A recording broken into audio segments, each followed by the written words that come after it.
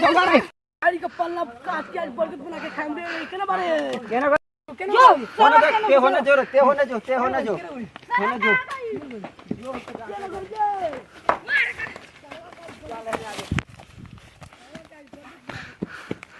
पकड़ रहा है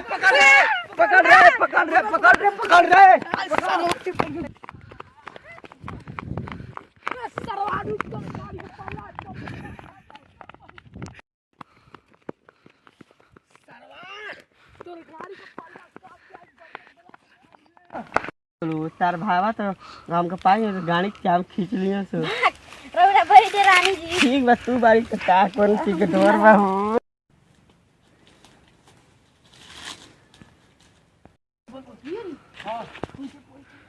चल गाड़ी का पल्ला कर बहुत काट के बर्गर बना के खाई पकड़ साला का मार साला का मार आया बहिन के ले जा हमर मन भर गेल अपन बहिन के ले चल भौजन के ले जा बहिन चल बहिन के